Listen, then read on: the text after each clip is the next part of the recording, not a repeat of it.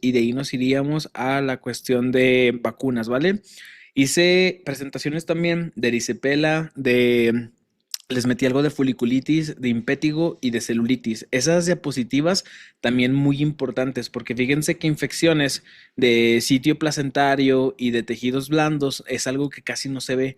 Entonces, la neta, sí sería bueno ponerlo aquí en las clases del curso para que queden grabadas todas esas, ¿vale? Entonces, vamos a empezar con métodos anticonceptivos y vamos a empezar con preguntitas, ¿sale? Entonces, ya despéjense, vamos a activarnos todos y vamos a darle, ¿sale? Entonces, primera pregunta, ¿cuál es el método de emergencia más efectivo de todos? El método de emergencia más efectivo de todos. Comúnmente se habla de dos, pero hay uno que es mucho más efectivo, hay otro que es más disponible. Exactamente, muy bien Ariadna, muy bien Rubén, muy bien Daf. El DIU de cobre, exactamente. Recuerden que también está la pastilla, que la pastilla básicamente trae anticonceptivos, que es el levonorgestrel y también lo que es el acetato de urlipristal. Pero el más efectivo, si nos preguntan, ¿sale? Es el DIU de cobre, ¿sale?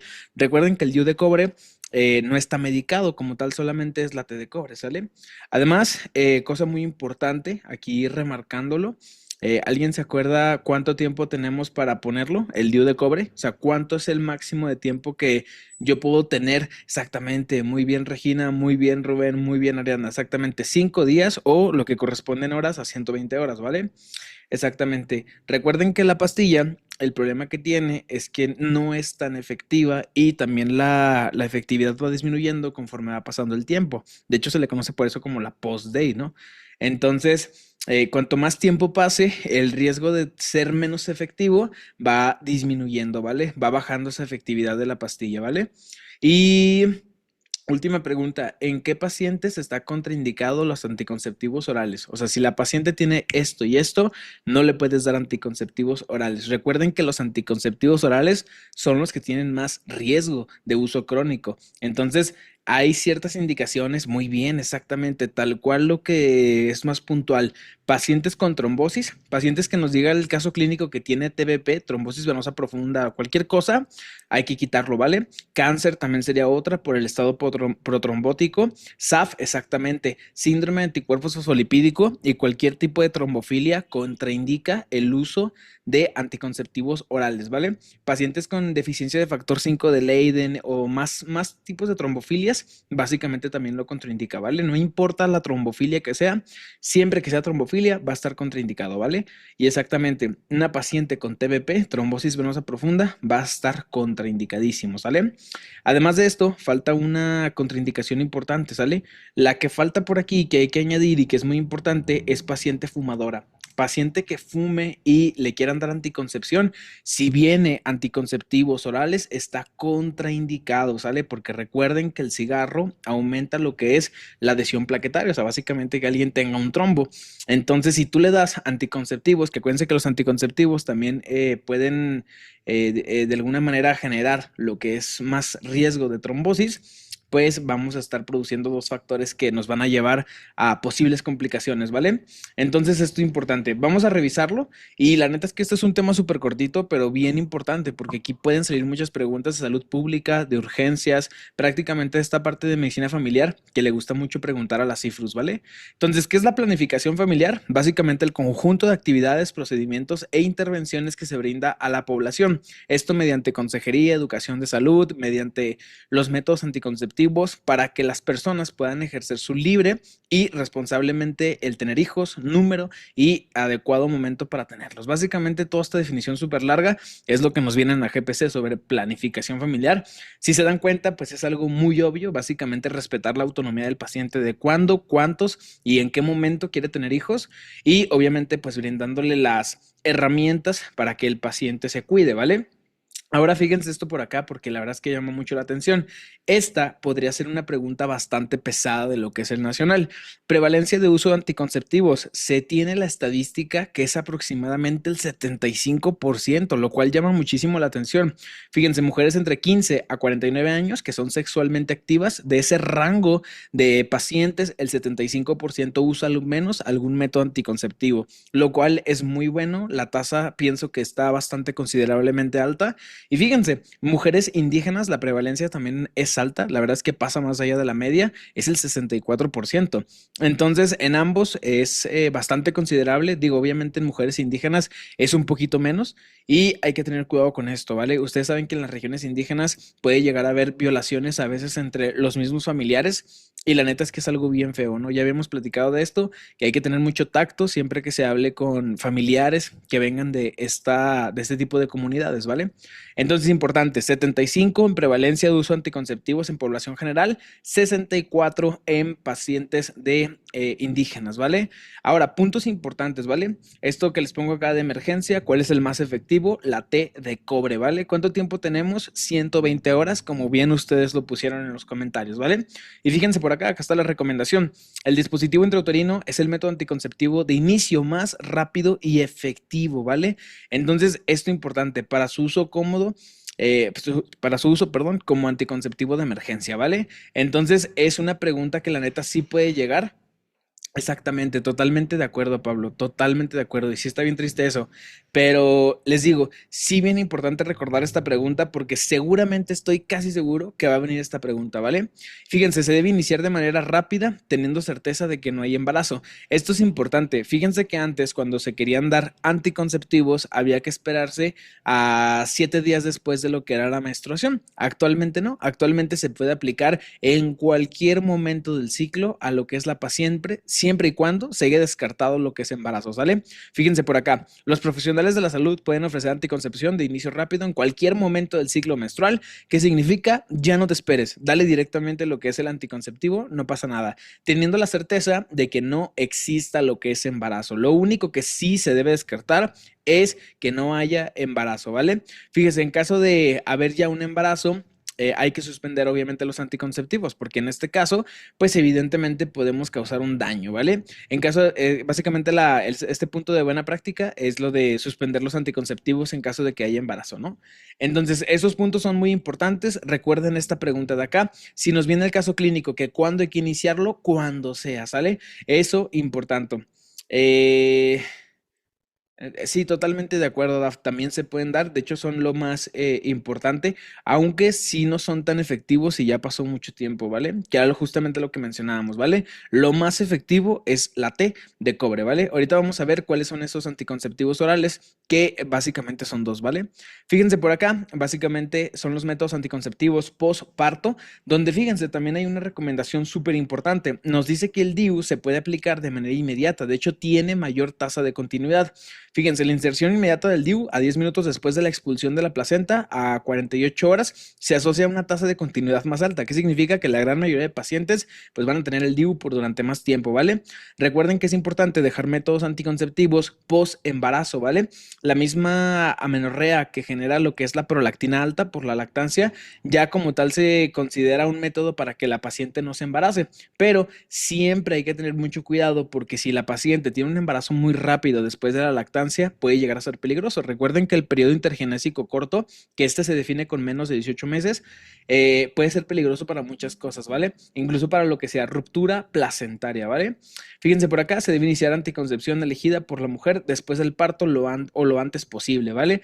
Básicamente, todo esto para evitar embarazos con periodos intergenésicos cortos, ¿vale? Y fíjense, el DIU después de un aborto también reduce de modo importante el riesgo de repetir el aborto.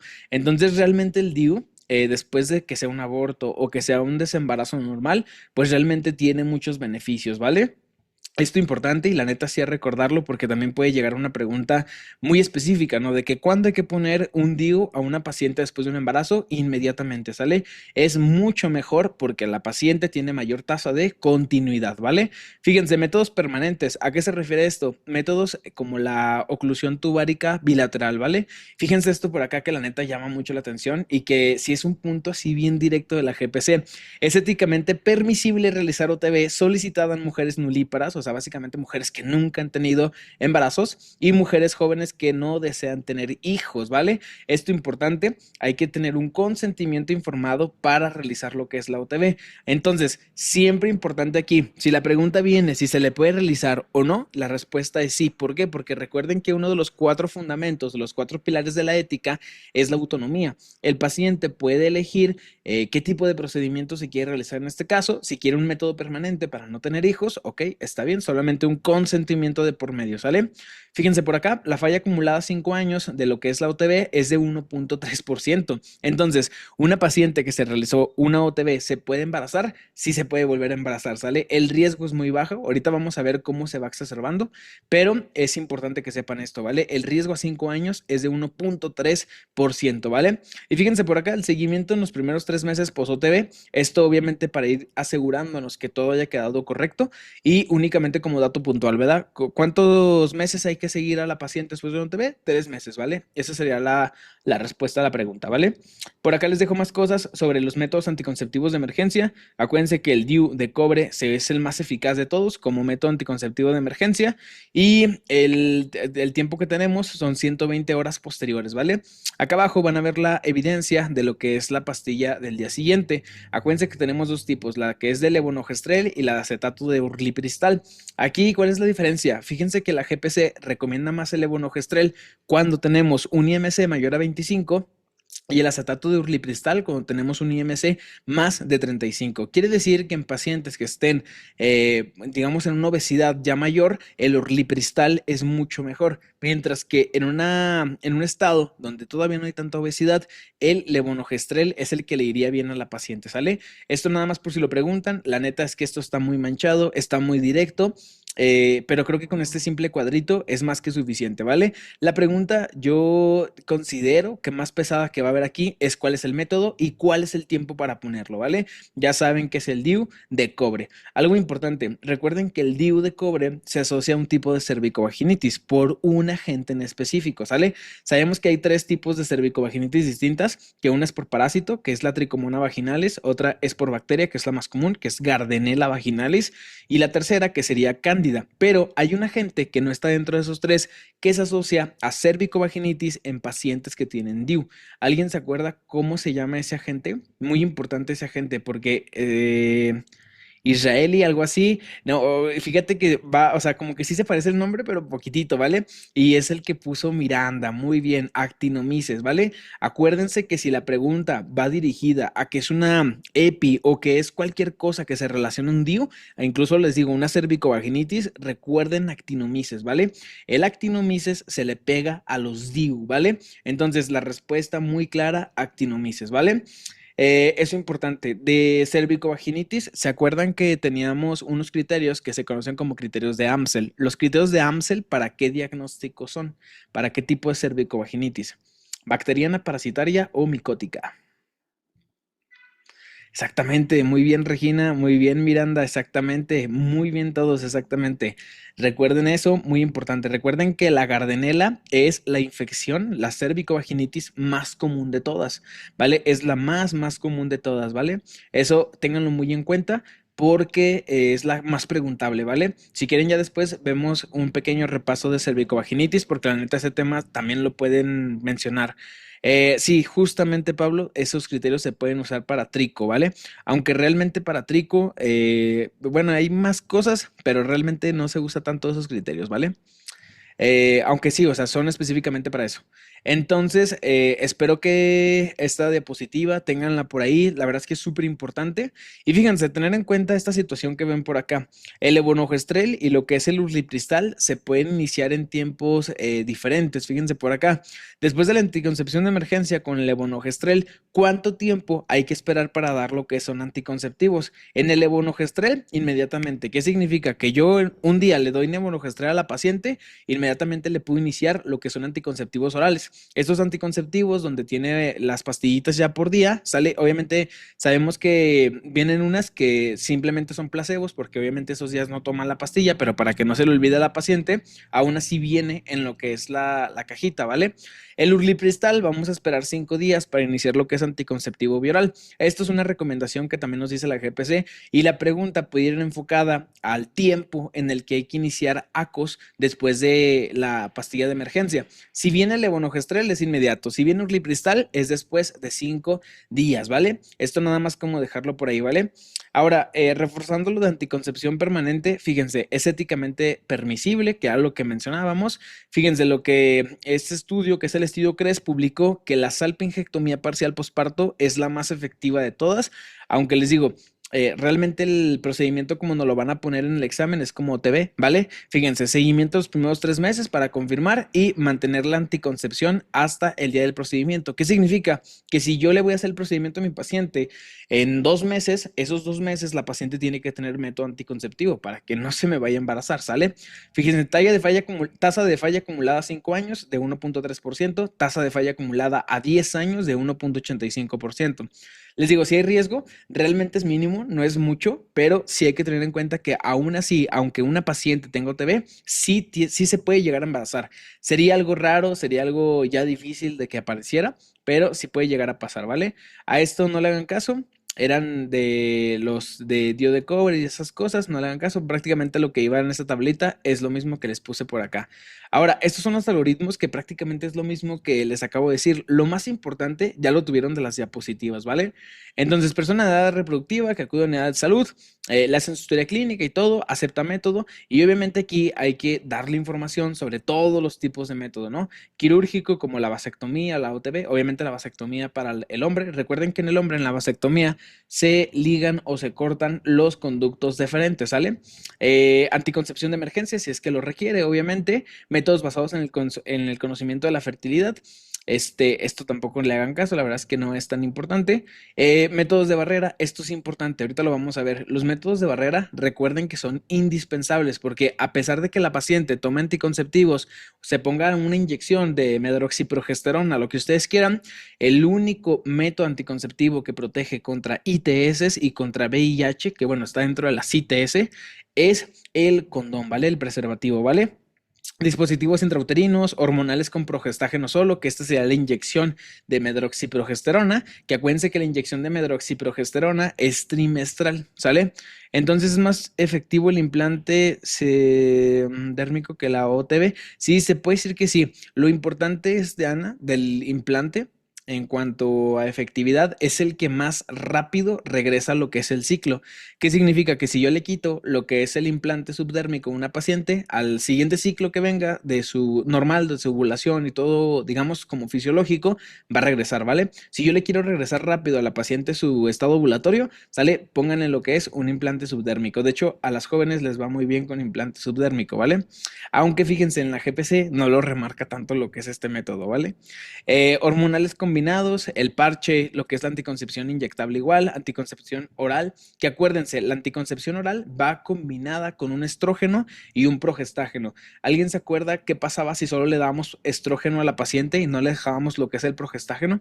Que dijimos, esto es importante porque puede aumentar el riesgo de una patología, exactamente, hiperplasia endometrial, ¿sale? O cáncer de endometrio, exactamente, cáncer de endometrio o hiperplasia endometrial. Fíjense por acá, y esto es algo importante que les puse en este cuadrito, ¿vale?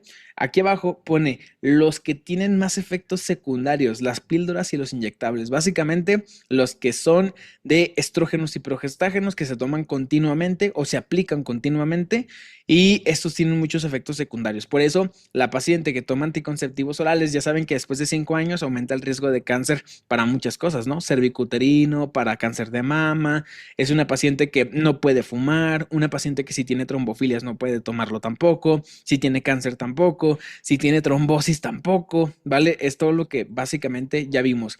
En lo que, bueno, en algún momento vimos esta clase, lo de trombosis venosa profunda y tromboembolia pulmonar. ¿Se acuerdan que ahí existía un índice que se llama Ginebra y el Wells? El Ginebra y el Wells hay un apartado que pregunta sobre si la paciente toma anticonceptivos orales.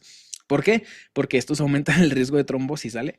Entonces, básicamente es eso, ¿vale? Menos efectos secundarios, los implantes subdérmicos, que básicamente va enfocado a la pregunta que nos hizo Ana, y el DIU, ¿vale? Esto es importante. En cuanto a efectividad, la verdad es que estos son muy buenos. Les digo, en jóvenes sobre todo se prefieren lo que son los implantes porque son los que regresan más rápido lo que es la regla, ¿vale? Y vean por acá, importante, el condón es el único método que protege contra el embarazo, las ITS y el VIH-Sida, ¿vale? Entonces recuerden, a pesar de que la paciente tome lo que son anticonceptivos orales, se ponga la inyección o lo que ustedes quieran o tenga implante subdérmico, se le tiene que reiterar que si tiene varias parejas sexuales, pues use lo que es un método de barrera, ¿vale? Y fíjense, pues esto básicamente es más de lo mismo, son algoritmos, sale igual de la misma manera, historia clínica para ver si se le pone lo que es un método anticonceptivo, sospecha de embarazo, en este caso si hay sospecha se toma lo que es una HCG. Importante, recuerden que la prueba más sensible es la prueba a nivel sanguíneo, la prueba de orina puede tener falsos positivos y fíjense, la beta HCG es negativa, pues básicamente se le puede prender lo que es información sobre los métodos, si es positiva, pues obviamente hay que llevarla a seguimiento de embarazo, ¿no? Porque esa paciente pues ya salió embarazada, ¿no? Porque tiene su beta HCG positiva, ¿vale? Sospecha de embarazo, consejería y eficacia y utilización de métodos disponibles, por ejemplo, lo que sea el DIU, el levonorgestrel, el acetato de urlipristal, y pues aquí dependiendo de si acepta método es lo que le vamos a poner. Si es una sospecha de emergencia, fíjense por acá lo que nos pone la GPC, se puede usar todos estos de acá, que es el levonorgestrel, el urlipristal, que son las pastillas del día siguiente, las post-day famosas, y lo que es el DIU de cobre, que recuerden, si preguntan por el más efectivo y si una pregunta va a venir de emergencia, es sobre el DIU de cobre, ¿sale? ¿A partir de cuándo se puede poner el DIU? Después de un embarazo, inmediatamente, ¿sale? De hecho, lo mejor es que se ponga de inmediato, ¿vale? ¿Cuándo tengo que iniciar anticonceptivos? No importa el día, no importa el día del ciclo, lo puedo iniciar cuando yo quiera, ¿vale? De estas tablitas, la neta es que lo único que quiero que saquen de aquí o que tengan en cuenta es sobre lo que es el mecanismo de acción. Se van a dar cuenta que casi todos, por ejemplo, el implante subdérmico con progestágeno, solo de levonorgestrel, inhibe la ovulación, modifican el moco. Si nos preguntan algo sobre mecanismo de acción, es dos cosas. Una, inhibe la ovulación primera y segunda, modificaciones del moco cervical. Cualquiera de las preguntas va a ir enfocada a lo que es esa respuesta, ¿vale? Inhibe ovulación o la retrasa o modifica las condiciones del moco, ¿vale? Fíjense por acá, el DIU de cobre. El cobre altera el moco cervical e inhibe la penetración de espermatocítica. Pues básicamente para que no pase ningún espermatozoide y pues no tengamos un embarazo, ¿verdad? Entonces, si se fijan, todos son lo mismo, ¿no? Inhibe la ovulación, impide la ovulación, inhibe la ovulación, inhibe la ovulación, inhibe la ovulación, básicamente, ¿no? Entonces, eso hay que recordarlo.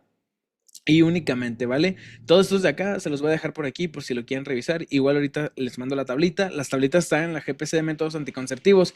Esto que sea muy importante llevarlo nacional, o sea, de que saber exactamente qué trae cada cosa, la neta no lo veo tan preguntable, ¿sale? Algo que sí podemos rescatar de aquí es esto. Los espermicidas, el espermicida que se usa es este, ¿vale?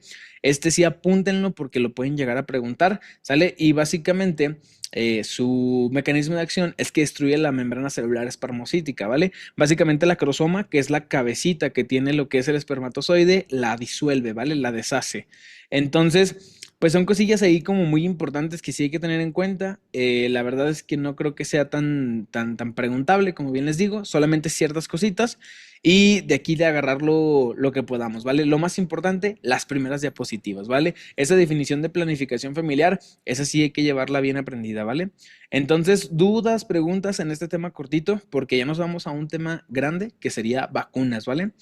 Entonces, dudas, preguntas en cuanto a métodos. Sí. Eh, elección que no es de emergencia. El método anticonceptivo de elección que no es de emergencia, ¿cuál es? No entiendo muy bien tu pregunta, Rubén, porque si preguntas de elección y de emergencia, o sea, juntos, sería el DIU de cobre, porque fíjate, voy a ponerte la recomendación de la GPC, que literalmente así como tú lo pusiste, lo menciona la GPC, ¿no? Pues bueno, o sea, no tal cual, pues obviamente, pero pone el DIU de cobre es el método más eficaz anticoncepción de emergencia, que prácticamente no. No sé si te refieras a eso o leíste otra cosa por ahí, Rubén. Déjame, voy más atrás porque por acá también, bueno, es la misma recomendación esta de acá. Pero si preguntan, si hacen esa pregunta específicamente como tú la pusiste, Rubén, yo contestaría Diu de cobre, ¿vale? Yo pondría eso. ¿Alguien que tenga otra pregunta? Jorge, Manuel. No, no hay de qué, no hay de qué, no hay de qué, no hay de qué.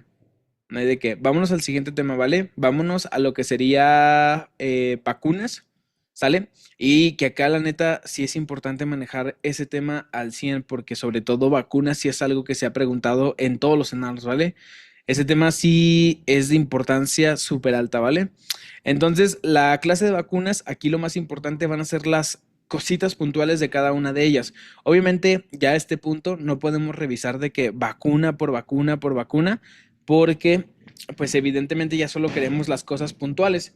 Entonces, de vacunas, vamos a ver cosas muy directas, muy específicas, ¿vale? Primero, para empezar, unas preguntitas. ¿Cuáles son las dos vacunas que se ponen al nacimiento? Las dos vacunas que se ponen al nacimiento. Exactamente, BCG es una de ellas y hepatitis B. Exactamente, hepatitis B y BCG. ¿Cuántos kilos tiene que pesar mínimo el niño para poderle aplicar lo que es la BCG? Exactamente, 2 kilos o 2000 gramos, ¿vale? Como sea que venga la pregunta, va a venir así, ¿vale? Como 2 kilos o 2000 gramos, ¿vale? En cuanto a lo que sería la vacuna del rotavirus, ¿con qué está contraindicada? O sea, si la paciente tiene alergia a tal cosa, exactamente, alergia a látex contraindica lo que es la vacuna del rotavirus, ¿vale? Eso importantísimo, ¿vale? ¿Alguien se acuerda cuál es el efecto adverso más letal y que se pregunta mucho de influenza? Influenza tiene un efecto adverso muy feo, ¿sale? Que prácticamente afecta al sistema nervioso central periférico. Exactamente, Guillain-Barré. Si algo quiero que recuerden de efecto adverso de una vacuna es ese, ¿vale? Síndrome de Guillain-Barré, ¿vale? Acuérdense, asociado a influenza. ¿Cuándo se pone la primera dosis de influenza en la infancia? Muy bien, ya andan bien perrillos en vacunas. ¿Y la segunda cuándo se pone? Acuérdense que la segunda es la colada. Exactamente, 7 meses. De hecho, es prácticamente la más importante de los 7 meses, ¿vale? Ahora, ¿a partir de qué edad en la edad adulta se tiene que aplicar la vacuna de influenza? Digo, hay ciertas profesiones como los médicos que tenemos que tenerla cada año, pero en la edad adulta hay un grupo de riesgo importante, ¿sale? Exactamente, muy bien, Regina, muy bien, a los 60 años, ¿vale? A los 60 años, todos los viejitos, también a ellos les toca anual, exactamente, junto con lo que sea neumococo. También recuerden que para pacientes con EPOC, influenza y neumococo son también de importancia alta, ¿vale? Pregunta acerca de lo que será la vacuna hexavalente. De la vacuna hexavalente, ¿contra qué protege? Lo que es exactamente embarazadas también, eso también es importante, embarazadas también se les puede poner influenza, ¿vale? En la vacuna hexavalente, ustedes saben que se le agregó lo que fue hepatitis B, por eso ya no tenemos hepatitis B seriada, solamente tenemos la del inicio, pero hepatitis B, dentro de lo que sería el complejo, lo pasó de pentavalente a hexavalente, ¿no? Que eso ya lo habíamos mencionado en una clase. Entonces, hexavalente protege contra una enfermedad respiratoria muy importante, que básicamente causa cuqueluche. ¿Alguien se acuerda cómo se llama esa gente que causa la tosferina? Exactamente, la tosferina. ¿Cómo se llama la gente? Exactamente, Bordetella pertussis, ¿vale? Bordetella pertussis, ¿vale? Importante, la vacuna protege contra Haemophilus influenzae. ¿Alguien se acuerda en qué pacientes Haemophilus influenzae es de alta importancia porque causa exacerbaciones? Porque es así de que el principal de todos que causa exacerbaciones. Exactamente, EPOC, ¿sale? EPOC es la respuesta, ¿vale? En pacientes con asma, fíjate, Daf, que sí se ha llegado a ver, al menos yo sí he leído literatura que también pueden tener exacerbaciones por este agente, pero la GPC no lo menciona así como uno así muy puntual, ¿vale?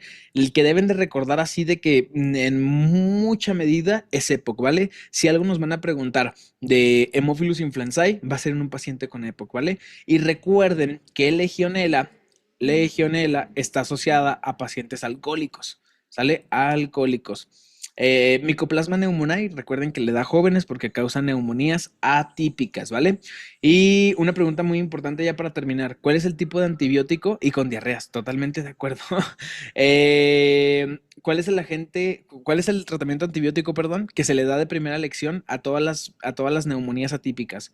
Grupo farmacológico de antibióticos que a todos, si viene una pregunta de que sea una neumonía típica, ¿Qué van a poner todos? Exactamente, muy bien, Manuel, muy bien, Ariadna, macros. Recuerden, los macros siempre son para neumonías atípicas, ¿sale? Siempre, ¿vale? Sea cual sea la pregunta, si es neumonía típica, macros inmediatamente, ¿sale? Entonces, ya viendo, ya conocen esto, la verdad es que lo más puntual es conocer lo que es este esquema de vacunación. La verdad es que este esquema ha tenido muchas actualizaciones. Este es el más reciente, que fue el del último de 2023, me parece. Entonces, lo más importante es conocer esto, ¿vale? Fíjense, nacimiento, BCG y lo que sería antihepatitis B, que fue lo que vimos ahorita, ¿vale? Importante en cuanto a lo que es la BCG, ¿cuál es el tiempo máximo para poder aplicar lo que es la BCG? O sea, ¿a qué edad es lo máximo que yo tengo para aplicarle lo que es la BCG? Exactamente. Fíjense cuántos integrantes hay aquí en la reunión. Hay 15, ¿vale? Entonces, a los 15 años, ¿vale? Fíjate, Regina, que yo también lo tengo a los 15 años, igual que Ariadna y Rubén, de la misma manera. Lo ideal, obviamente, es que se aplique de a quinceañeros, exactamente. Lo ideal es que se aplique lo antes posible. De hecho, pues por eso se pone el nacimiento. Pero hay pacientes que pueden nacer con menos peso o pueden tener alguna contraindicación que, digamos, de manera inicial no se la puedas poner, pero si tienes un rango de tiempo en el que se lo puedes poner, ¿vale? Importante la BCG, ¿sale? Ustedes saben que es el bacilo de Calmette-Guerin, pero ¿alguien se acuerda la cepa que se usa para hacer la BCG? Que sepa exactamente, Mycobacterium bovis, ¿sale? ¿Y contra qué enfermedades protege la BCG? Ya sé contra tuberculosis, pero ¿qué tipos de tuberculosis? Porque ahí es donde se vuelve la pregunta difícil. Exactamente, muy bien, Andrea. Contra TB miliar y meningia, exactamente. Recuerden que las más graves es contra las que protege, ¿vale? Exactamente. Antihepatitis B, pues obviamente la respuesta está clara. La CM, mira, es muy buena mnemotecnia eso, ¿verdad? Miliar y meningia. Entonces recuerda, antihepatitis B, pues está clara directamente contra hepatitis B. Ustedes saben bien que hepatitis B puede cronificar. Lo que es hepatitis B y hepatitis C son las dos que se asocian a hepatitis crónica.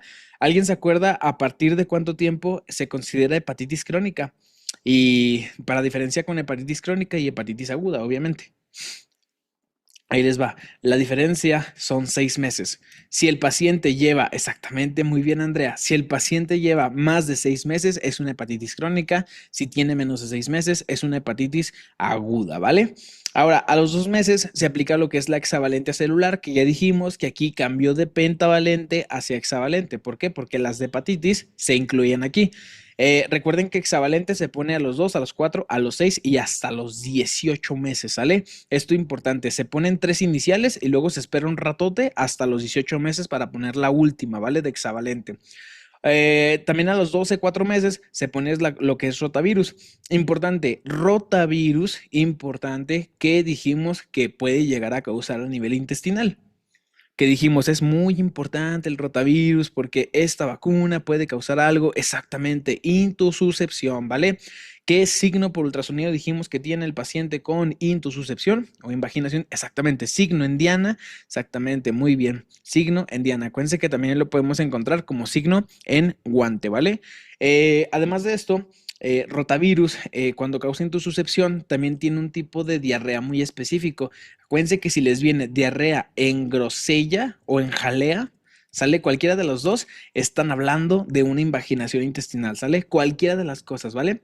Y recuerden, la zona donde más aparece la intususcepción intestinal, esto también ya lo habíamos visto, es iliocecal. El ilio se mete a la válvula iliocecal y de ahí se va a colon ascendente, ¿vale?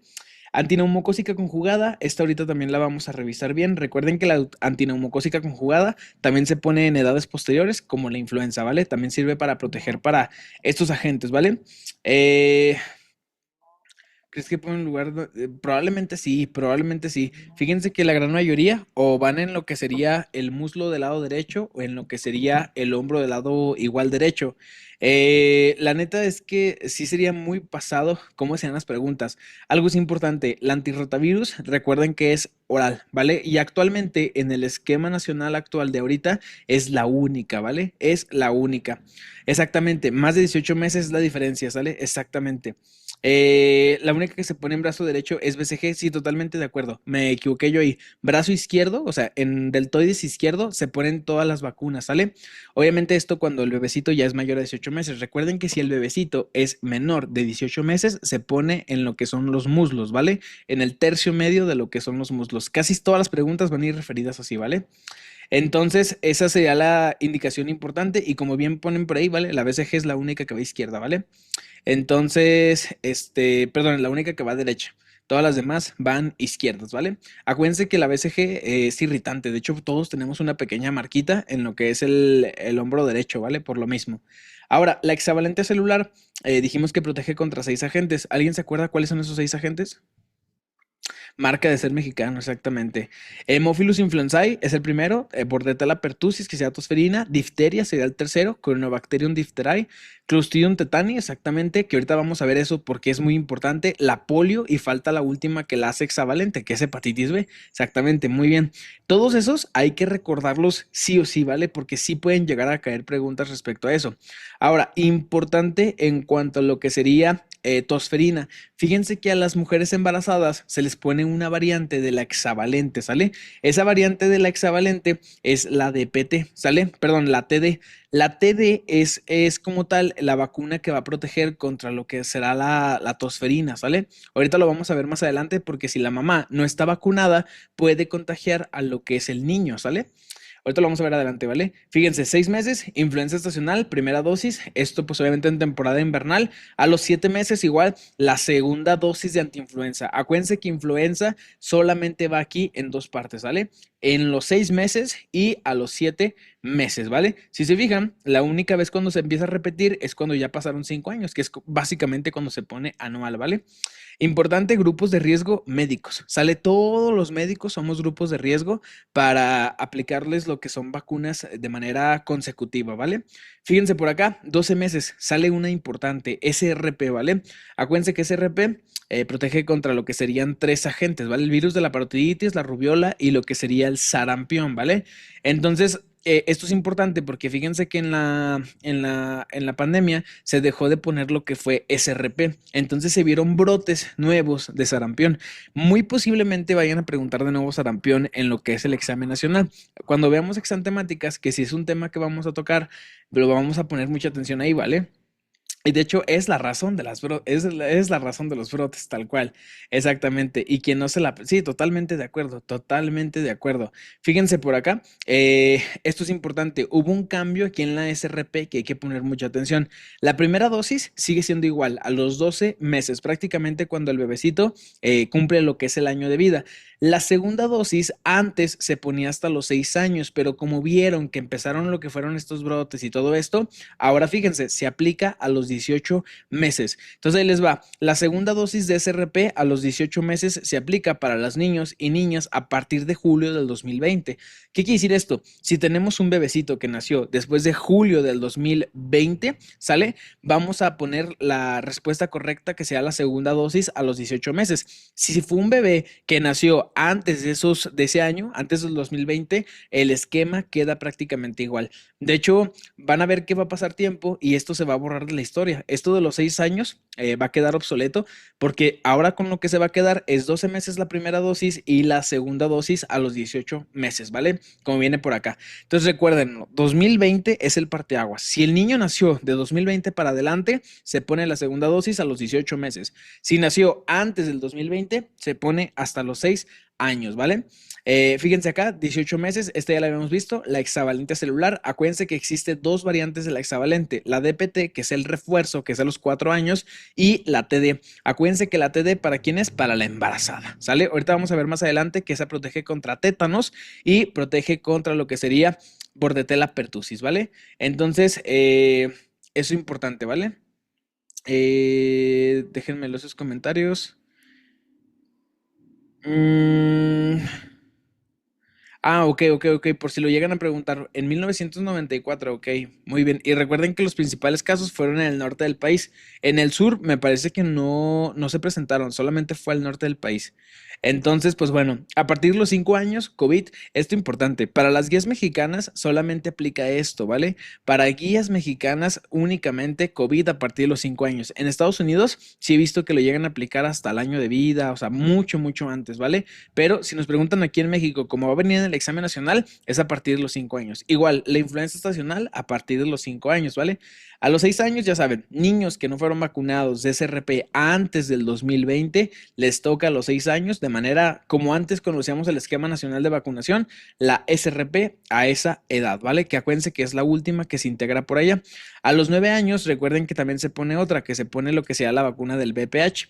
¿Vale? Ahorita lo vamos a comentar acá a este lado. Entonces, con este cuadrito, básicamente quiero dejarles lo más importante de cada una de las vacunas, ¿vale? BCG, recién nacidos, lo importante es que sean menos de 2 semanas, aunque recuerden que el tiempo extendido para poder aplicarla es hasta los 15 años, ¿vale? Es una sola dosis, ya saben que va en el hombro derecho, es la única que se pone en ese lado y da la marca de nacimiento, ¿vale?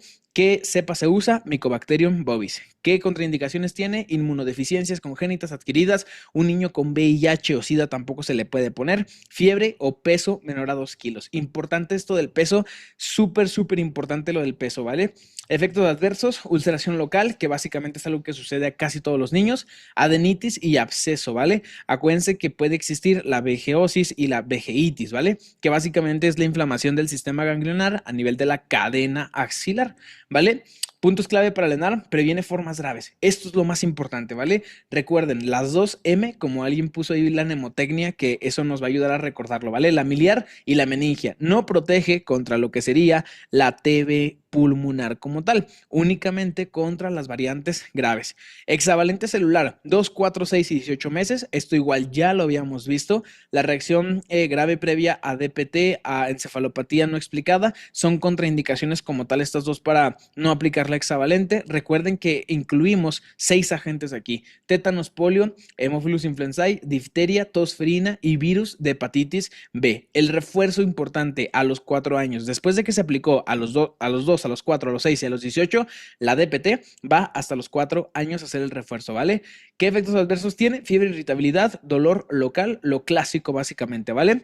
Recuerden esto, niño más de 18 meses cambia el lugar de aplicación. Menos de 18 meses es muslisto, tercio interno. Si es un niño mayor de 18 meses, ya se pueden colocar en lo que es el bracito, ¿vale? Si se fijan, casi todos estos que son antes de los 18 meses, les va a tocar en las piernitas, ¿vale? En los muslos. Fíjense por acá, DPT es el refuerzo, a los 4 años, acuérdense que es único este refuerzo y las mamás tienen un refuerzo que se van a aplicar aparte, ¿vale? Que es diferente a lo que es la vacuna, es una variante, pero básicamente viene de la hexavalente, ¿vale?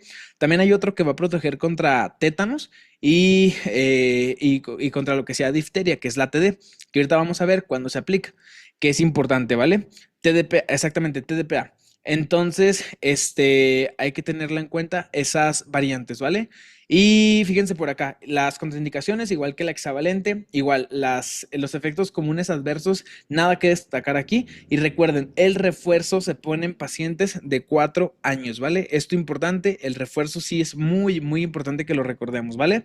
Rotavirus, esto importante. Rotavix, que es la vacuna que se usa aquí en México, se pone a los 2 y 4 meses. Antes el esquema tenía 3 dosis, que era la de los 6 meses también. Ahora, importante esto ya quedó obsoleto y ahora solamente son 2 dosis, 2 y 4 meses, ¿vale? Invaginación intestinal y alergia a látex son las contraindicaciones más importantes. Recuerden que también después de la vacuna puede aparecer la invaginación, ¿vale? Entonces, aunque la tenga o que la desarrolle, cualquiera de la pregunta puede ir referida a esa, ¿vale? Recuerden que invaginación intestinal es lo más importante, ¿vale? Vómito, diarrea leve, lo contraindican como tal lo que es la vacuna de rotavirus. Y fíjense, asociada a invaginación intestinal, que por acá les pongo, muy preguntado, ¿vale? Neumocócica conjugada, que en este caso se usa la de 13 serotipos.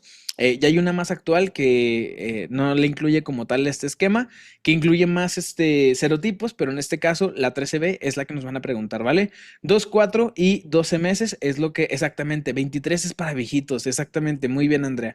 13, que es la que todavía está en el esquema nacional para pacientes pequeños e infantiles, es esta, ¿vale? Eso recordarlo. 2, 4 y 12 meses se aplica. Recuerden que esto también es importante porque también va al año. Al año solamente hay dos. Acuérdense que al año solo está SRP y neumocócica conjugada, que era lo que veíamos aquí, ¿no? 12 meses, SRP y antineumocócica conjugada. Entonces, 2, 4 y 12 meses, anafilaxia previa. Esto es importante, obviamente, porque si le pusimos una y tuvo reacciones, no la vamos a poner. De hecho, todas aplica la contraindicación de hipersensibilidad. Si resulta que en la primera vacuna tuvo hipersensibilidad, la siguiente ya no se pone, ¿vale? Fiebre, dolor local. Y fíjense, proviene contra agentes contra enfermedades que produce el Streptococcus pneumoniae, neumonía, meningitis, otitis, ¿vale? Todo lo que se les ocurra que produce el Streptococcus pneumoniae es lo que va a proteger, ¿vale? Influenza, ya saben que aquí es la colada, 6 y 7 meses, también para pacientes más de 60 años y grupos de riesgo, igual que la neumocócica conjugada, ¿vale? ¿Qué tipo de contraindicaciones tiene? Alergia grave al huevo, a la proteína de vaca también, ¿sale? Guillain-Barré previo, esto importante. Recuerden que el Guillain-Barré es uno de los efectos adversos que puede generar y por ende no hay que aplicarlo, ¿vale? Fiebre, mialgias, rinorrea y aplicación anual en temporada invernal. Acuérdense que a partir de los 5 años esta se puede poner anual. Pacientes del área de la salud también se tiene que aplicar de manera anual, igual que viejitos, ¿vale? SRP, esta por mucho es mi favorita, no sé por qué, la recuerdo mucho de la Facultad de Medicina. Y fíjense, se pone a los 12 meses y a los 6 años. Obviamente, ya les dije, si el paciente fue después del 2020, hay que aplicarlo a los 18 meses. Si la pregunta viene referida a que el paciente fue antes del 2020, sí le toca a los 6 años, ¿vale? Les digo, esto va a quedar obsoleto en unos años. Seguramente en la siguiente actualización, esto ya lo van a quitar y va a quedarse como 12 meses y 18 meses únicamente, ¿vale? Contraindicaciones, proteína, alergia, proteína de huevo a la neumicina. Aquí importante recordar la neumicina, ¿vale? La SRP es una de las principales que si el paciente tiene alergia a la neumicina, no le podemos aplicar, ¿vale? Inmunodepresión grave, embarazo tampoco. Esto importante, ¿vale? Hay varias vacunas que están contraindicadas en el embarazo. Deben de recordar, y lo más importante, en que las vacunas que están contraindicadas para el embarazo son todas aquellas que tienen virus vivos atenuados. ¿Sale? Virus vivos atenuados están contraindicadas en el embarazo, ¿sale? Todas las que sean virus vivos atenuados contraindicadas en embarazo, ¿vale? Fiebre, exantema leve son efectos adversos, ¿vale? Y fíjense, vacuna viva atenuada en este caso, por ende es una contraindicación absoluta para lo que es el embarazo, ¿vale? Varicela y hepatitis B no están como tal en el esquema nacional de vacunación. Sí existen las vacunas en México, pero como tal no son de aplicación, digamos, de que estricta a todos los pacientes, ¿vale? Acuérdense que la vacuna de la varicela también está contraindicada en lo que sería el embarazo y hepatitis B, está importante, sobre todo recordar que se aplica después del primer año de vida, también es unidosis, ¿vale? Eso es importante, ¿vale? Exactamente, no son parte de la cartilla, ¿vale? No son parte de la cartilla, por eso las dejo en azul. Ahora, TDPA, importante, esta es para embarazadas, ¿vale? Recuerden que esta variante, la TDPA, que bien ya la habíamos mencionado hace rato, se pone después de la 20 semana de gestación. Importantísimo, ¿qué vacunas le tengo que poner a la embarazada? Pónganlas en el chat. Vacunas para mi embarazada. ¿Qué le tengo que aplicar a la embarazada? Ya les dije una, TDPA. Influenza sería la segunda. ¿Cuál otra más? Está por que se puede aplicar. TDPA, influenza, falta una también muy exactamente, COVID. COVID es la que me interesaba, ¿vale? Exactamente, muy bien, Jorge. B, virus de hepatitis B se puede aplicar. Ahí les va una pregunta perrilla. En pacientes que les queramos aplicar virus de hepatitis B, ¿por qué factores de riesgo se indicaría? O sea, ¿por qué sería una paciente candidata a virus de hepatitis B? ¿Qué se imaginan que sería? La neta es que está muy interesante la respuesta, pero tiene todo que ver con la forma de transmisión del virus de hepatitis B. Tiene todito, todito, exactamente, muy, muy bien, exactamente. Si es sexo servidora, si tiene riesgo sexual, exactamente, es una pareja o tiene más de una pareja sexual en los últimos 6 meses, es candidata a lo que sería la vacuna, ¿vale? De hecho, la indicación más precisa es lo que puso Regina, ¿vale? Es literalmente eso, más de una pareja sexual en los últimos 6 meses es candidata a virus de hepatitis B. Eso de las hemotransfusiones, que si se puso una hemotransfusión y eso también ya está quedando obsoleto porque recuerden que eso ya fue hace mucho tiempo, ¿vale? ¿Cuál es la que da alergia al timerosal? La verdad no recuerdo cuál era la del timerosal, pero sí recuerdo que había una. Ok, hepatitis B. Ok, ok. Entonces, hepatitis B, alergia a timerosal. Va que va, va que va. Muchas gracias a todos. Y entonces recuérdenlo, virus de hepatitis B se puede aplicar, sí se puede aplicar en pacientes embarazadas, pero recuerden que es en pacientes que son sexo servidoras, ¿vale? Únicamente. ¿Esa fuerzas en todas? No, que es lo bueno, ¿vale? Ahora, BPH en niñas de 9 a 11 años, recuerden que aquí tenemos todo lo que es ese rango, aunque recuerden que también se puede aplicar más allá, ¿vale? ¿Cuáles son las únicas pacientes que se les aplican 2 dosis o 3 dosis? Pacientes que tuvieron violación o pacientes que fueron positivas para VIH, ¿vale? Exactamente, VIH o violación. De hecho, esto hay que quedárnoslo así, ¿vale? Si es una paciente que fue violada, ocupa 2 dosis, ¿vale? Si es una paciente con VIH, ocupa 3 dosis, ¿vale? Embarazo, reacción grave previa, ¿sale? Esto importante, son contraindicaciones. Aquí también se contraindican el embarazo porque VPH son virus vivos atenuados, fiebre, dolor local. ¿Y qué previene? Pues el cáncer cervicuterino. Fíjense, esquema 2, o sea, dos dosis, se fue violación, VIH 3, ¿vale? TD, que acuérdense que esta es el refuerzo de tétanos y difteria. Esto importante, se pone refuerzo cada 10 años a partir de los 15 años. Y aquí importante, recuerden que se usa para evitar lo que es el tétanos en las heridas de riesgo, ¿vale? Aquí hay que tener mucho cuidado porque, de hecho, eso también lo deberíamos ver porque fíjense que la aplicación de la inmunoglobulina y la vacuna antitetánica es todo un tema cuando el paciente tiene alguna cortada importante. Entonces, eso sí lo pueden llegar a preguntar. De hecho, de tétanos, o sea, del tema de tétanos, lo más importante es la inmunización y la inmunoglobulina, literalmente. Entonces, si nos da chance, eso sí lo checamos, ¿vale? Pero ahorita quédense con esto, cada 10 años hasta los 15 años, ¿vale? Entonces, para poner eso en la tabla, lo del virus de hepatitis B y la alergia al timerosal. Este... Entonces, sí, sí, no se preocupen, sí la dejo grabada, no se preocupen, no se preocupen. Entonces, esto es lo más importante de vacunas. Si se dan cuenta, con que le tomen foto, de hecho, si alguien me puede hacer favor de tomarle foto a esta tablita y pasarla al grupo de WhatsApp, sale, si quieren ahorita yo también le agrego lo del timerosal, aquí a lo de virus de hepatitis, ¿vale? Ah, muchas gracias, muchas gracias. Entonces eso es importante, ¿vale? Eh, muchas gracias, muchas gracias. Déjenme, me salgo de aquí. Igual, también si le quieren tomar a esto también, ¿vale? Aunque les digo, lo más importante es esto de acá. Si se dan cuenta ya para este punto, estoy casi seguro que ya se saben como tal cada una de las vacunas y sus indicaciones y contraindicaciones. Esto que se lo sepan de cajón saberlo, ¿vale? También importante, antes se aplicaba una vacuna que se llamaba Sabin. ¿Alguien se acuerda para qué servía la vacuna de Sabin? ¿Para qué la dábamos? ¿Para qué? Exactamente, la dábamos para la polio. Deben de recordar que solo en la historia han existido 2 vacunas orales. La primera es la de rotavirus y la segunda es la Sabin, ¿sale? Esas dos antes eran orales.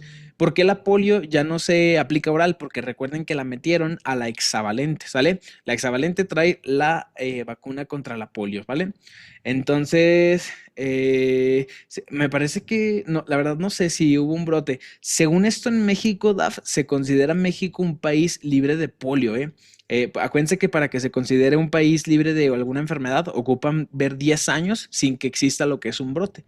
Entonces, eso es como la definición per se de un país libre de una enfermedad. 10 años sin que exista lo que es un brote. El timerosal está en la gelatina, por si lo ponen. Ah, no manches, qué loco. La neta, les voy a ser sinceros, yo no me acordaba de eso del timerosal. Y la neta es que sí lo veo preguntable también, ¿eh? Si me refiero que por eso ya no es viral. Sí, exactamente. Sí, justo. Órale, qué interesante, Jorge. Qué interesante. Entonces, vámonos al siguiente tema. Este, Vamos a ver lo que alcancemos a ver de aquí a las 4 del siguiente, ¿vale? Mínimo ver la introducción de infección de tejidos blandos, porque ese tema la verdad es que me gustó mucho.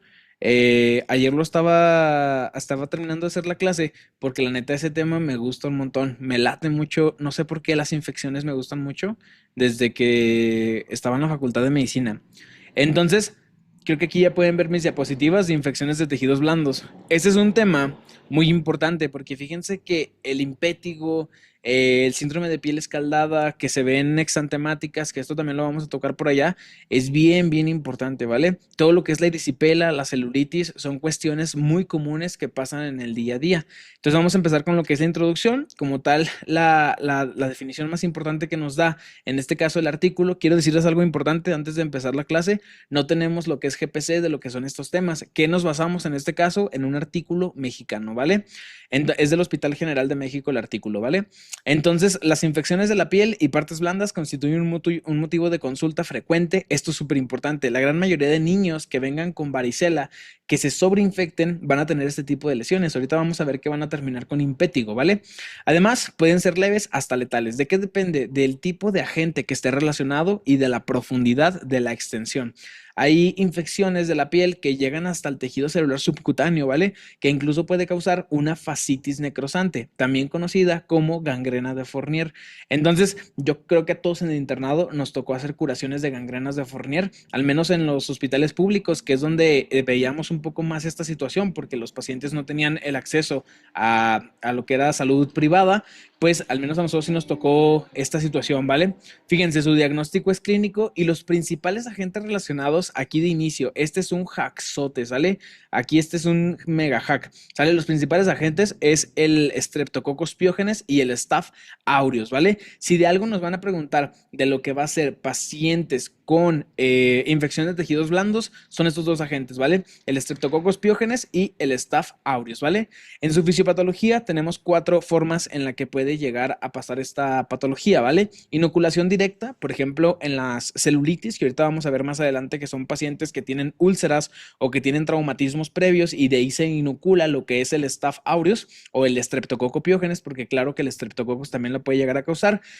Secundario, por ejemplo, pacientes con varicela que desarrollaron lo que fue impétigo, ¿no? Entonces, estas lesiones que se ven por acá, acuérdense, esto es un impétigo, ¿sale? Si viene una imagen muy representativa en esta clase, es esto, ¿vale? Si ustedes ven costras que se ven mielicéricas, quiere decir que se ven en forma de miel, ¿sale? Esto es un impétigo, ¿sale? Entonces, ahorita lo vamos a ver. La GPC nos dice un tipo de antibiótico bien específico para pacientes con varicela. ¿Alguien se acuerda del antibiótico que hay que aplicar tópico aquí alrededor en este tipo de niños? ¿Cómo se llama ese antibiótico que empieza con M? Acuérdense, es la mupiricina, exactamente, muy bien Rubén, la mupi. Acuérdense que la mupi es nuestro antibiótico de elección ahí. Ahorita vamos a ver que existen más antibióticos, pero ese me interesa que lo recuerden, ¿vale? Ahora, exotoxinas, como en el síndrome de piel escaldada, este síndrome la neta es que está bien agresivo y tiene que ver con exotoxinas ya preformadas del Staphylococcus aureus, ¿vale? Eso es importante, los staph son los que producen el síndrome de piel escaldada, ¿vale? ¿Qué característica clínica tiene este paciente? Básicamente como un síndrome de Steven Johnson. Hay Nikolsky positivo. Acuérdense que el Nikolsky positivo es cuando tú le tocas lo que es la piel y literalmente se desprende la epidermis de la dermis, ¿sale? Es como si fueran ampollas muy lábiles, ¿sale?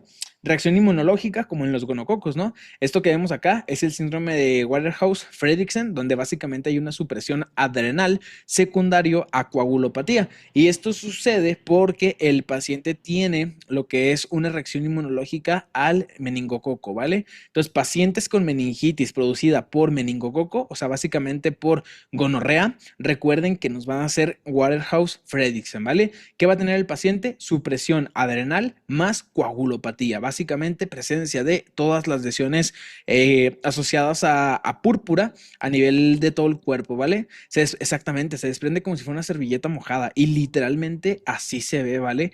Es muy peligroso. En cuanto a lo que sea la clasificación, fíjense esto por acá, está la verdad muy sencillo.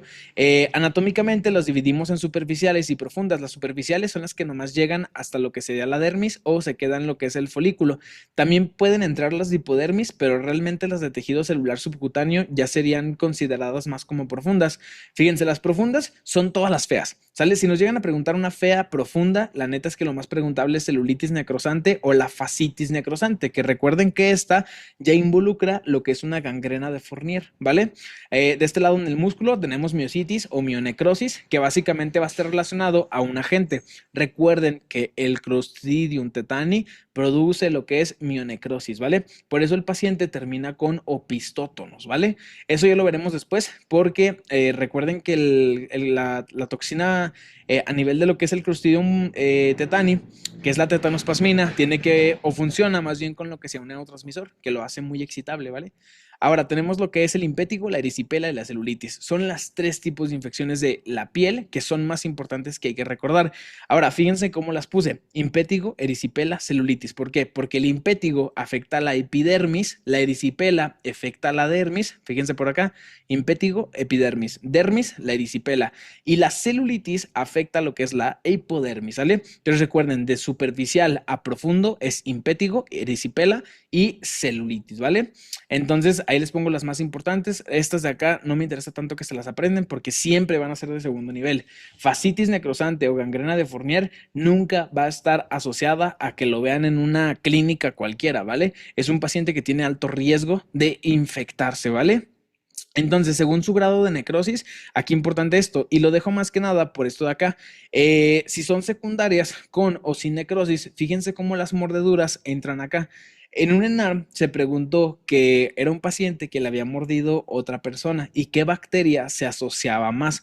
Eso viene en este artículo y se me hizo bien impresionante porque literalmente el artículo menciona la bacteria exacta, la cual fue la respuesta correcta en ese examen nacional. Ahorita lo vamos a ver más adelante, ¿vale? En cuanto a las primarias, fíjense, el impétigo, la erisipela, la celulitis, todas estas son primarias y se consideran sin necrosis, ¿vale? Entonces, ¿qué es importante recordar? Que todas que traigan mordedura, que sea infección de herida quirúrgica, de pie diabético, de úlceras por presión, todas estas son con o sin necrosis, ¿vale? Básicamente pueden tener o no estar asociado a esto, ¿vale? Pero todas las que son impétigo, erisipela, celulitis, que son las tres principales patologías primarias de la piel, son sin necrosis, ¿vale? Su característica es que no tienen que tener necrosis, ¿vale? Entonces vámonos a lo que sería el impétigo y fíjense en el impétigo la definición tan hermosa que nos da. Es una infección a nivel de la epidermis que inicia vesiculosa y evoluciona a pústulas hasta que las lesiones se hacen costrosas o mielicéricas, ¿vale? Importante, recuerden, aquí la clave en el impétigo es recordar a Winnie Pooh. ¿Sale? ¿Por qué? Porque Winnie Pooh le gusta mucho la miel y recuerden que estos niños se ven así, ¿sale? Recuerden que se comieron en el tarro de miel, literalmente. Entonces, es la manera yo creo que más sencilla de podernos acordar de lo que sería esta patología. Entonces, recuerden, epidermis, su epidemiología es que es muy común en zonas tropicales y subtropicales, sobre todo por la humedad. El pico de incidencia es entre los 2 y 5 años. De hecho, la gran mayoría de estas enfermedades son más en la infancia. Y fíjense, la etiología es por dos agentes. El impétigo no ampolloso sucede por el estreptococo del grupo A, mientras que el impétigo ampolloso es por el Staph aureus, ¿vale? Importante, y aquí quiero hacer una acotación súper importante. El Staph aureus produce algo muy importante, que recuerden que hace embolismos, ¿sale? Embolismos sépticos. Si preguntan por una bacteria que haga embolismos sépticos, recuerden que nos están preguntando Staph aureus, ¿vale? Entonces recuerden, puede ser preguntado como el agente estreptococo del grupo A o Staphylococcus aureus. Ya se dieron cuenta que los dos son cocos gram positivos. Ahora, pregunta para ustedes, ¿cuál es el agar que se usa para los cocos gram positivos? ¿Cuál es el agar o el cultivo que se usa para los agar gram positivos? Que dijimos, los gram positivos, cocos, se crecen en un tipo de agar específico. Exactamente, sangre de cordero al 5%. Para los dos es el mismo, ¿sale? Sea estafilococos, sea streptococo, los dos crecen en el mismo.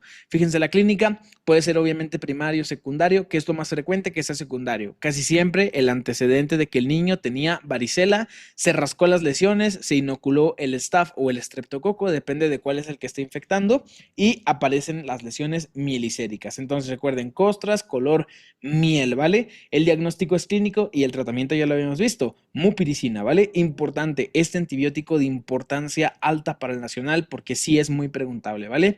En simuladores, esto les encanta preguntarlo, entonces también por ahí ténganlo, ¿vale? El tratamiento, otros diversos que existen, es la penicilina IV o IM2 mil unidades, millones, por favor, en este caso millones, O amoxicilina, 1 gramo, oral o IV. Importante, esto que ven por acá es el tratamiento, digámoslo, cuando el paciente ya está más grave. Lo que nos van a preguntar a nosotros es el tratamiento inicial, que va a ser mupiricina.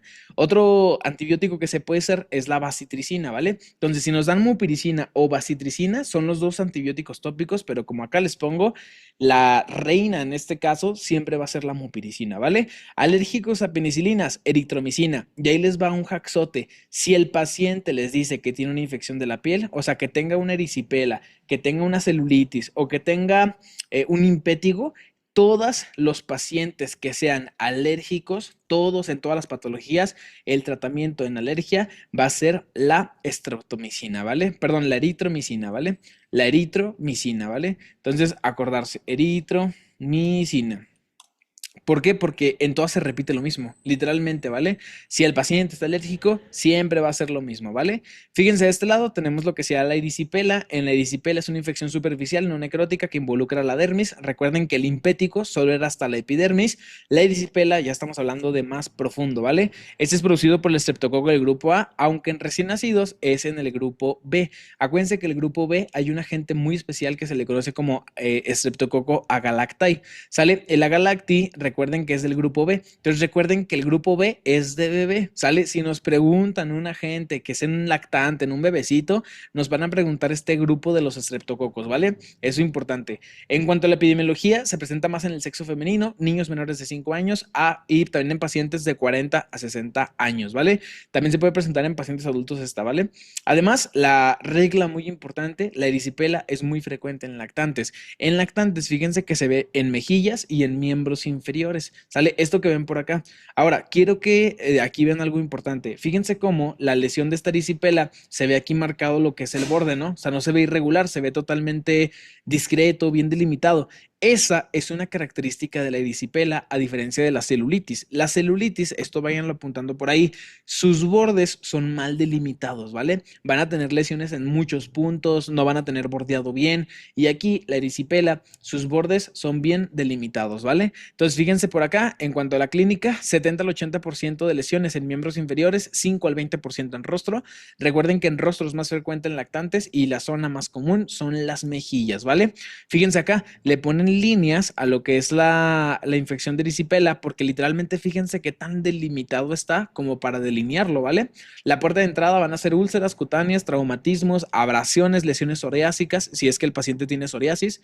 Y fíjense, puede haber infección por estas mismas bacterias del muñón umbilical. Recuerden que esta infección se le conoce como onfalitis, ¿vale? Y el tratamiento de la onfalitis también es la mupiricina, ¿sale? Esto por si lo llegan a preguntar, recuerden que los principales agentes de la misma manera, estreptococo del grupo A, ¿vale? Eso es importante. Vénganse para acá en la clínica y fíjense aquí en la clínica donde dice lesiones dolorosas de aspecto de piel anaranjado, edematoso, brillante y con bordes elevados. Esto importante, activos y bien demarcados. Estas tres cosas de acá son las cosas más importantes. Doloroso, piel naranja o rojo brillante y bordes bien delimitados. Si se fijan por aquí cómo es que sí se ve que literalmente se puede demarcar el punto. Ahorita que vean una celulitis van a ver que es muy diferente, ¿sale? Entonces eso es importante. Esto que ven por acá es una celulitis. Fíjense cómo se ve literalmente todo irregular, no hay una forma de delimitarlo. Prácticamente se ve todo diferente, ¿vale? Ahora, en cuanto al diagnóstico, es clínico, aunque fíjense, puede haber leucocitosis y obviamente va a haber antiestreptolicinas elevadas. ¿Por qué? Porque recordemos que quien lo produce es el estreptococo del grupo A. En bebés, recuerden que es el del grupo B, porque B es de bebé, ¿sale?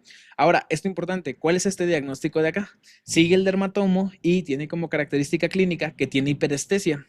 Exactamente, es un zóster. Exactamente. ¿Qué número de zóster produce lo que es el herpes zóster? O sea que el 6 es el que produce rociola, Jorge. El 2 produce herpes genital. Exactamente, Rubén. Es el tipo 3, ¿vale? Acuérdense que el tipo 3 es el virus del herpes de la varicela zóster, ¿vale? es el herpes de la varicela zoster. Ahorita si quieren revisamos los números de los herpes porque eso es importante, ¿vale? En cuestión del tratamiento, fíjense, penicilina G 2 millones y B cada 6 horas después penicilina B. Ahora, fíjense lo mismo, alérgicos a penicilinas, eritromicina es el tratamiento, ¿vale? Ya se dieron cuenta que prácticamente es lo mismo en todos los alérgicos y igual se repiten las penicilinas, ¿no? En el primero que vimos que fue este impétigo, también eran penicilinas. Bueno, vimos que de primera elección la MUPI, ¿no? Obviamente ya IV se le puede dar la Moxi o se le puede dar lo que es de forma oral la Moxi o de forma IV lo que es la penicilina, ¿vale? Entonces, eso es importante. Vámonos a la celulitis y fíjense acá de este caso. La definición es que llega hasta la hipodermis. La celulitis es una infección aguda de la piel que se extiende a planos profundos hasta afectar el tejido subcutáneo. La etiología, el estreptococo beta hemolítico del grupo A y grupo B y el Staph aureus, ¿vale? Aquí quiero remarcar muy puntual el Staph aureus porque fíjense que es muy frecuente que el Staph aureus se pregunte respecto a celulitis y en la erisipela se pregunta el estreptococo. De hecho, si algún día les preguntan de que quién causa la erisipela y quién causa la celulitis, clásicamente lo que quieren que respondan es que uno lo causa el streptococo y uno lo causa lo que es el staph, ¿sale? Pero si se dan cuenta, las patologías pueden ser concomitantes, o sea, pueden tener el agente de los dos básicamente, ¿no? Y fíjense, esto es algo cagado que la neta sí puede llegarse a preguntar y aquí viene lo de la pregunta de Lenar. Si nos preguntan celulitis asociada a heridas expuestas a aguas saladas, puede asociarse a dos agentes. Mycobacterium marinum, Vibrio bulsificus, que la neta estos de acá no los conozco, o sea, los conocí cuando leí este artículo, o sea, y fue algo así de que, wow, o sea, son nuevos para mí, ninguna GPC me los había mencionado. Heridas expuestas a aguas saladas, Pseudomonas aeruginosa, ¿vale? Aquí importante ¿vale? Aguas saladas, perdón, aguas dulces, Pseudomonas aeruginosa, ¿vale? Recordar aquí, aguas saladas son los de acá arriba, ¿vale? Este Mycobacterium marinum, ¿sale? Que es el que más me llamó la atención. Mordeduras, Eikenella corredans. Seguramente se acordarán que la pregunta que hicieron, creo que fue hace 2 o 3 en ARMS, era la respuesta correcta esta, ¿vale? La Eikenella, ¿vale? Morde herida a más manipular pescado o carne, el erisipelotrix, ¿vale? Acuérdense que este causa otra enfermedad que se le conoce como la erisipela, ¿sale? La erisipela clásicamente ustedes lo van a ver en los dedos, e igual es delimitado y tiene bordes también elevados y activos, ¿vale? Generalmente sucede a pescadores o le sucede a gente que trabaja con ganado, principalmente con puercos, ¿vale? Importante eso, la mordedura era de, exactamente, en la pregunta, Ana, sí, exactamente, era de un humano. Esto se asocia de mordeduras a perros a humanos o de humano a humano. Acuérdense que este de aquí es el agente si es que volviera a caer la pregunta. Y la neta es que ojalá que caiga de nuevo, ¿no? Porque la neta ya no lo sabríamos y estaría bien papa de recordar eso, ¿vale? En cuanto a la clínica, tenemos que principalmente va a haber una sensibilidad al tacto elevada, dolor y eritema. Fíjense, son bordes de la celulitis, no son elevados en este caso y importante, no son delimitados. Fíjense cómo en este caso no se alcanza como a ver exactamente dónde empieza y dónde termina, ¿no? O sea, de hecho, pueden estar incluso necróticos, que acuérdense que la celulitis al ya llegar a tejidos más profundos, sí se puede llegar a necrosar, ¿vale? Además va a haber linfadenopatía regional, si se extiende a profundo, ya saben que se puede volver a infectar, se puede reinfectar, perdón, puede tener absceso local, como en este caso, que ya se ve literalmente todo purulento, y lo más importante, bordes irregulares, ¿vale? Bordes irregulares. Aquí también quiero hacer énfasis con algo. El MRSA, que es el Staphylococcus aureus meticilino resistente, puede estar presente.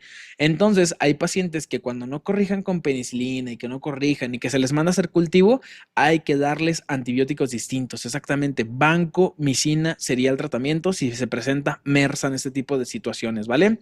Ahora, el diagnóstico es clínico y el tratamiento de elección inicial es la dicloxacilina, ¿vale? De 1 a 2 gramos IV cada 6 horas. Analgésico, inmovilizar, elevar la extremidad para que baje lo que es el dolor. Acuérdense, esto es hablando de que fuera un paciente que es sensible porque no es un MRSA. En caso de que sea un MRSA, ahí sí de a fuercita su vancomicina, ¿vale? Esa diferencia importante. Esto que ven por acá es lo de foliculitis. La verdad es que se los quise dejar porque se me hizo importante que este cuadrito lo tuviéramos para diferenciarlo. Fíjense que su definición son pápulas eritematopapulosos centradas en el folículo piloso. Generalmente esto importante importante, pruriginosas. Ustedes lo que van a ver clásicamente es que es un tipo, es un hombre de 40 años, 60 años, que se agarra la barba, que se la agarra con las manos sucias y que se lleva a lo que son infecciones a lo que es la región del folículo piloso. Clásicamente va a llegar con la barba roja y se va a estar rascando, ¿vale? Yo una vez vi un paciente con esto y la verdad es que es bien aparatoso, ¿vale? Sí, es normal eso, Pablo. Es muy, muy normal esa confusión entre esos dos antibióticos, ¿vale? Pero así, bien específico acá, la dicloxa, ¿vale? Dicloxacilina. Acuérdense que si dice cilina es una tetraciclina, ¿sale? Perdón, es una penicilina, ¿vale? Es una penicilina. Dicloxacilina, penicilina, ¿sale? Entonces, ya saben que son frecuentemente pruriginosas estas lesiones por foliculitis y su etiología puede ser causada por Staph aureus. De hecho, lo más frecuente es que sea por Staph aureus, Pseudomonas aeruginosa o por Cándida, ¿vale? También acuérdense que los hongos también aquí pueden tener bastante importancia, ¿vale? La clínica son pústulas, anillo, esto importante, el anillo de eritema localizados en los orificios foliculares es como el dato clave, siempre va a ponerse rojo alrededor del folículo, donde salga, ¿vale? Y se presenta en cara, en glúteos, axilas. Las axilas son las áreas más frecuentes en infantes y en niños, en áreas de flexión. Y fíjense, el tratamiento igual es la misma penicilina, dicloxacilina, ¿vale? Entonces, eso es importante. También tiene contexto, sí, también totalmente de acuerdo, pero fíjate que en personas que se depilan puede aparecer otro tipo de enfermedad micótica, que es no me acuerdo cómo se llamaba, pero me acuerdo que su epónimo era Mahoshi, ¿sale? Algo así de que Tristofiton, ¿sabe qué de Mahoshi? Es en pacientes que se depilan. Esa pregunta estaría muy específica y la neta es que la respuesta correcta sería eso de Mahoshi, ¿vale? Ahorita les busco cómo se llama bien eso, ¿vale? Que son cosas que la neta no vienen en la GPC, pero sí se puede llegar a preguntar. Y sí, también pacientes con foliculitis que se depilan, también puede aumentar lo que es el riesgo, ¿vale? En cuanto a lo que sea alergia, fíjense, aquí se repite lo mismo. En caso de alergia se recomienda eritromicina, que es lo mismo que venimos repitiendo en cada uno de todas las patologías, ¿vale? Entonces, pues realmente este es el artículo que saqué, que les digo que es del Hospital General de México, y la neta es que este tema está súper cortito, siento que son temas muy puntuales, pero que sí pueden llegar a caer preguntas de lo que sería este tema, ¿vale? Entonces, dudas, preguntas en cuanto a lo que sería infecciones de la piel, ¿cómo se sintieron con estos temas? ¿Les gustó? ¿No les gustó? Estuvo padre, ¿no? Sí, siento que está muy sencillo. Si se fijan, todos los tratamientos para las infecciones cutáneas son siempre penicilinas, siempre, siempre son penicilinas, ¿vale? Desde la dicloxacilina, desde lo que sería la penicilina IV, la mupiricina, la bacitracina, y ya se dieron cuenta que siempre alérgicos, la famosa eritromicina sale a relucir en ese caso, ¿vale? Muy bien, Rubén. Muy bien, Pablo. Sí, exactamente. Penicilinas para todos. Oigan, como el urólogo, ¿no? Que llega a urgencias, tuvo una sonda, tuvo otra sonda. Hasta en el meme dice el urólogo de yo una sonda. ¿Nunca han visto ese meme? Entonces, preguntas, dudas. Liz, Ana, Rubén, Ariadna, preguntas, preguntas, preguntas. Muy bien. Pues espero y no se hayan quedado con dudas. Déjenme tomar una foto para subir una historia de nuestro repaso del día de hoy. La neta es que estuvo bien que tuviéramos la clase porque sí les había quedado mal ayer y la verdad es que ya no quería quedarles mal hoy. Pero como me dijeron, no, es que cubre la consulta de hoy también. De hecho, ahorita saliendo de aquí me voy para allá a la consulta. Entonces, que prendan la cámara, dice esta Miranda. No se crean, ¿eh? Entonces, la verdad es que no les quería quedar mal. Y porque realmente no me gusta. De hecho, de todo el semestre, cuando vimos clases, de todo el semestre, de todo el curso, cuando vimos clases, pocas veces les llegué a quedar mal por lo mismo. Exactamente, muy bien, Ana de la Rosa. Ya nos dejó aquí Ana lo que les decía. El granuloma de Mahoshi es una micosis profunda poco común de la dermis y tejido celular subcutáneo que afecta al folículo piloso, provocando su ruptura y reacción granulomatosa. Quiero ver dónde dice lo de. Miren, aquí está. Secundario al traumatismo en piernas al rasurarse y rara vez afecta la cara. Eso fue lo que leí. Es más común en mujeres en las extremidades inferiores hasta el 60%, exactamente. Entonces recuerden que se llama el granuloma de Mahoshi, ¿vale? Mujeres que se rasuran, principalmente en las piernas. La neta, les voy a ser sinceros, esa patología yo sí la vi en el curso que yo tomé, pero, miren, y está provocado o secundario por el Trichophyton tonsaurus. Este, Yo cuando la vi, la verdad es que no le di tanta importancia porque sí era bien rara y no venía en lo que, sí, justo lo dice el curso del doctor Re. En la parte de patologías micóticas lo menciona. Yo, de hecho, pues ustedes saben que yo llevo el curso de él y yo ahí lo aprendí de él. Entonces, sí recuerden, paciente que se rasura pasa esto, ¿vale? Igual, también las foliculitis se pueden presentar a pesar de que se rasuran los pacientes, ¿vale? Obviamente, una es una reacción granulomatosa, que sería el granuloma trifoscítico de Mahoshi, y la otra sería la foliculitis, que son dos cosas distintas, ¿no? Entonces, una es producida por un hongo y otra es producida por una bacteria. Entonces, eso es importante, ¿vale? Entonces, pues bueno, espero que les haya gustado. Yo pienso que con esto me despido por el día de hoy, ya para